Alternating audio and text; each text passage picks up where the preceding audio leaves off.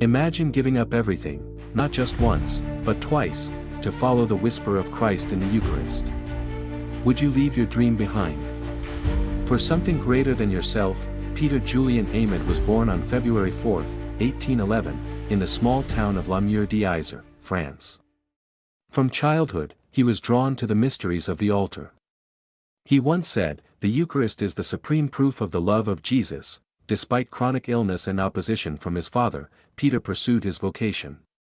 First ordained in 1834 as a priest of the Diocese of Grenoble, he soon joined the Marist Fathers, drawn to their Marian spirituality. But deep in his soul, something greater was stirring. He began to realize the Church needed a revival, not just in devotion, but in adoration. He envisioned a congregation entirely centered on the Blessed Sacrament. In 1856, after painful separation from the Marists, Father Eymard founded the Congregation of the Blessed Sacrament, the Sacramentini, dedicated to perpetual adoration and Eucharistic evangelization.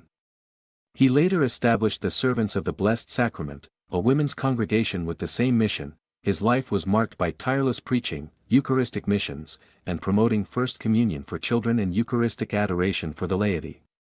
He believed that the transformation of society began at the foot of the tabernacle. He died on August 1, 1868, exhausted from his labors and sanctified by suffering. In 1962, Pope John XI declared him a saint, calling him the Apostle of the Eucharist. Today, the world still hungers for meaning, for hope, for Christ.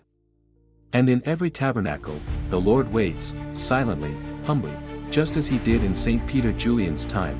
Would you spend an hour with him? St. Peter Julian Eymard, Apostle of the Eucharist, pray for us, that we may love him as you did, present, real, and living in the Blessed Sacrament. What would you do if defending your faith could cost you your life? Even as Pope, in the 3rd century, one man wore the papal tiara not just as a shepherd, but as a warrior for truth amid persecution and division. This is the courageous story of Pope St. Stephen I, who stood firm in a time when the Church was bleeding, literally and spiritually. Born around the early 200s, Stephen was a Roman by birth and a deacon under Pope Lucius I. When Lucius died in 254 AD, Stephen was elected Bishop of Rome at a time when the Church faced not only external threats from the Roman Empire, but also internal divisions. Under Emperor Valerian, the Church was hunted. Bishops, priests, and faithful were executed. Pope Stephen's own life was in constant danger, but he continued ordaining priests, sending aid to persecuted Christians, and encouraging the faithful to stand firm. He operated much of the Church from underground cemeteries and hidden house churches, but Stephen's greatest test wasn't from Rome, it was from within the Church. A major controversy erupted. Should Christians who had lapsed during persecution be rebaptized? Stephen said no. He firmly upheld the teaching that baptism, once validly given, could not be repeated. His theological opponent, Saint Cyprian of Carthage, despite the heated dispute, Stephen stood for unity, an apostolic tradition, even when it risked fracturing relationships with other bishops. Pope Stephen I was martyred in 257 AD, possibly while celebrating Mass. According to tradition, he was beheaded while seated on his episcopal chair, a symbol of his unwavering authority. He was buried in the catacomb of St. Calixtus, and his relics later moved to various churches. He is remembered as a pope who refused to let fear or faction weaken the body of Christ. In times of persecution, truth matters. But so does unity.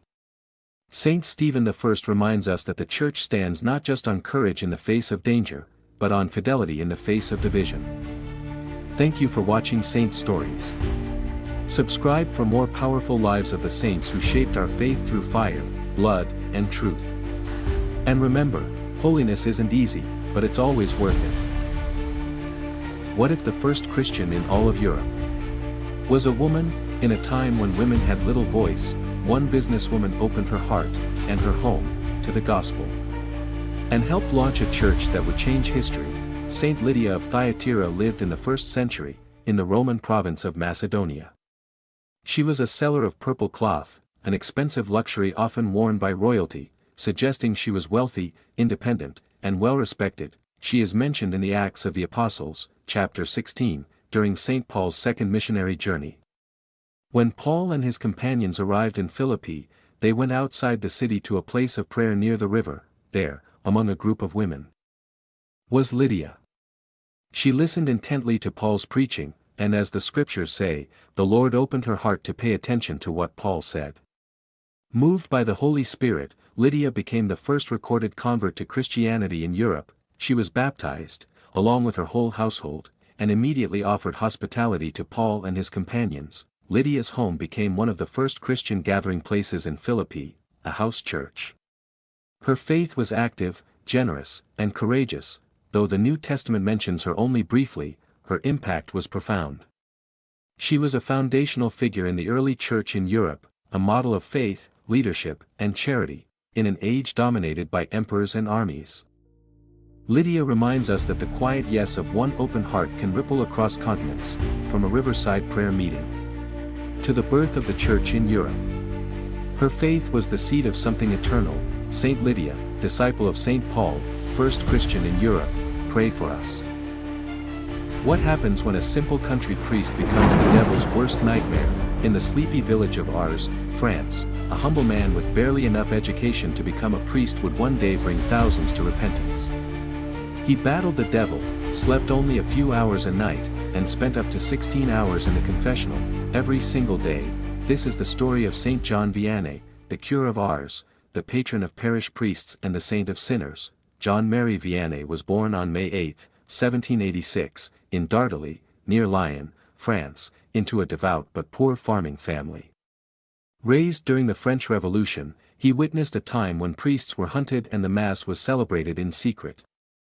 Despite limited schooling and serious academic challenges, especially Latin, John felt called to the priesthood. Many doubted he would succeed. But with persistence, prayer, and the help of a supportive mentor, he was ordained in 1815, at the age of 29. In 1818, Father Vianney was sent to a small, spiritually indifferent town called Ars. When he arrived, very few went to Mass.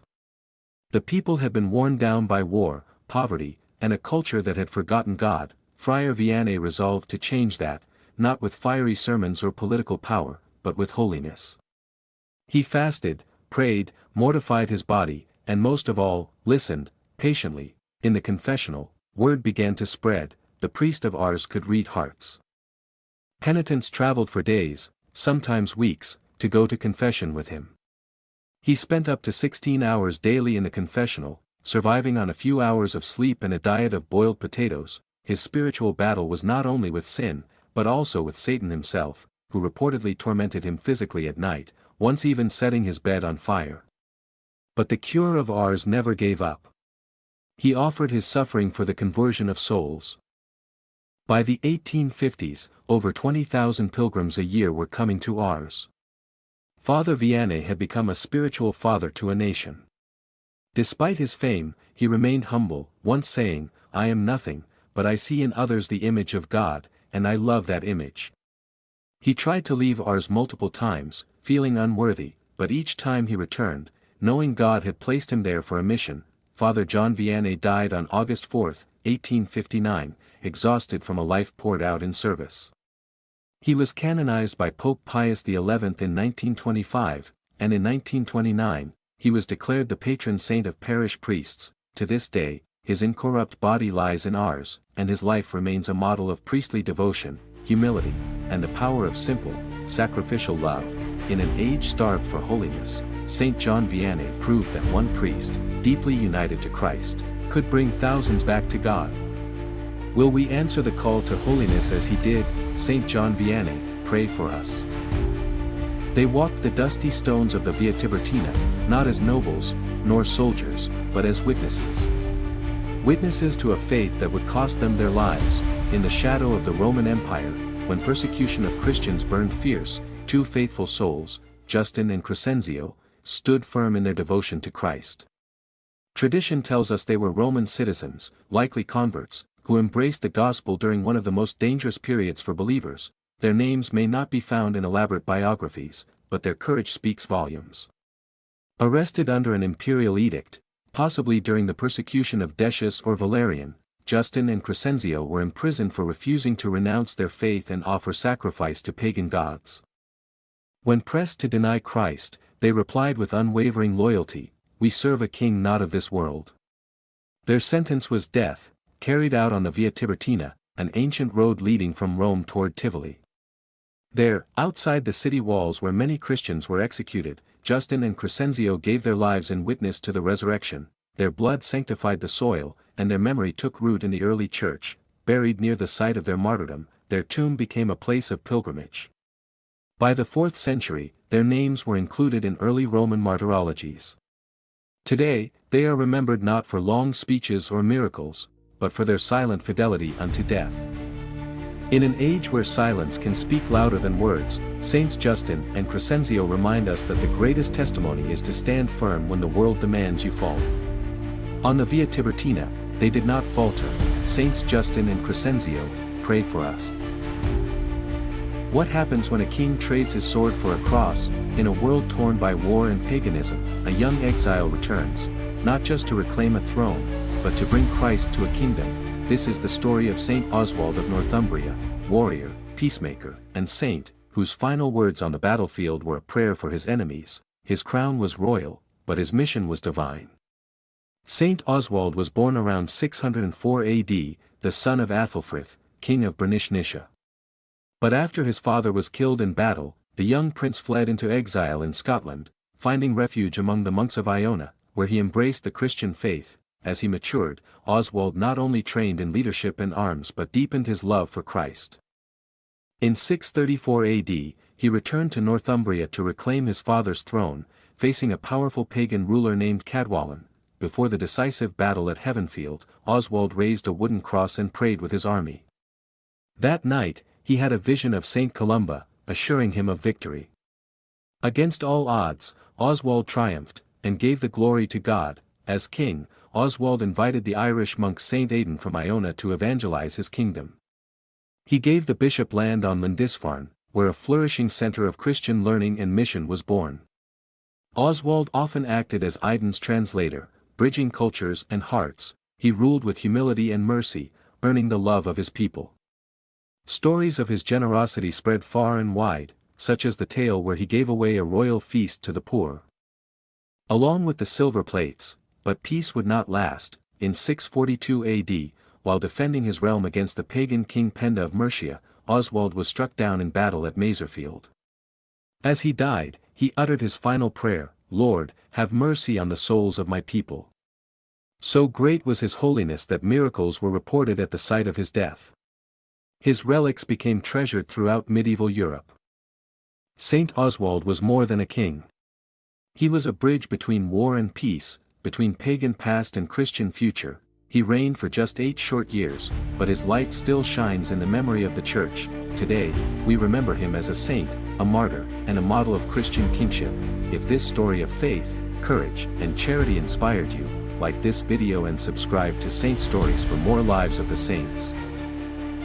This is the story of Pope St. Hormisdas, the humble shepherd who brought peace to a fractured church and left a legacy of unity that echoes through the centuries. Hormisdas was born around the year 450 in Frosinone, modern-day Frosinone, Italy. A widower and father before entering the clergy, Hormisdas knew the struggles of family life and carried that pastoral compassion into his priesthood. In 514, he was elected pope during one of the most turbulent times in church history, the Acacian Schism, a bitter division between Rome and Constantinople that had lasted 35 years. The rift was rooted in deep theological disputes and political maneuvering. Previous popes had failed to bridge the gap. But Hormisdas brought a new approach, firmness in doctrine, but humility in diplomacy. He insisted on the primacy of Rome, yet reached out with a spirit of peace. Finally, in 519, with Emperor Justin I's cooperation, the Eastern Church signed the Formula of Hormisdas, a clear profession of faith recognizing the authority of the Bishop of Rome and condemning the previous errors. The Church was once again united. This historic reconciliation was one of the great triumphs of early Christianity.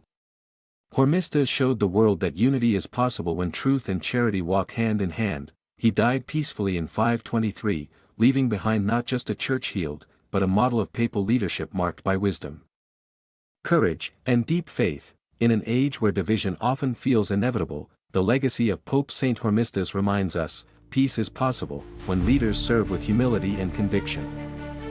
Thank you for watching this journey through the lives of Saint Hormisdas, Saint Oswald, Saints Justin and Crescenzio, Saint John Vianney, Saint Lydia, Saint Stephen I, and Saint Peter Julian Eymard. If their stories inspired you, don't forget to like, share, and subscribe, and join us next time as we continue uncovering the powerful lives of the saints. God bless.